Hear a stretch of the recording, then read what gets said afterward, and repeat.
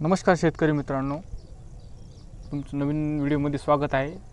नवीन व्हिडिओला सुरुवात करण्यापूर्वी चॅनलवर जर नवीन असाल तर चॅनलला सबस्क्राईब करून ठेवा, म्हणजे असेच नवीन व्हिडिओ तुमच्यापर्यंत पोहोचल्या जातील। चला तर मित्रांनो, व्हिडिओला सुरुवात करू। 2023मध्ये सततच्या पावसाने, अतिवृष्टी, गारपीट, वादळी वारं आणि भरपूर असं शेती पिकाचं म्हणण्यापेक्षा फळबागांचं मोठ्या प्रमाणात नुकसान झालेल्या आणि पंचनामा केलेल्या शेतकऱ्यांसाठी एक मोठी खुशखबर राज्य शासनाने दिलेली आहे आणि कंपनीला असे आदेश दिलेले आहेत की लवकरात लवकर त्यांचा पीक विमा त्यांच्या खात्यावर वर्ग करण्यात यावा। हे पीक विमा फळबागांसाठी आहे।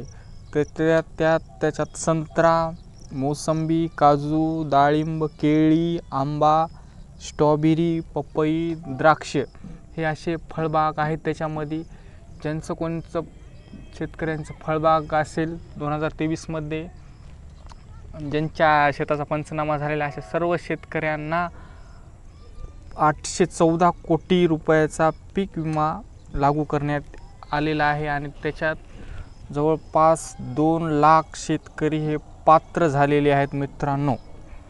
म्हणजेच 814 कोटीमध्ये 2 लाख शेतकऱ्यांना हा विमा त्यांच्या खात्यामध्ये लवकरात लवकर वर्ग होणार आहे मित्रांनो। आणि हे केवळ आणि केवळ फळबागांसाठी पीक विमा राज्य शासनाने केलेला होता।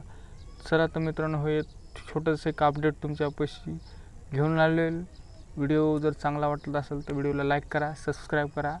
धन्यवाद मित्रांनो।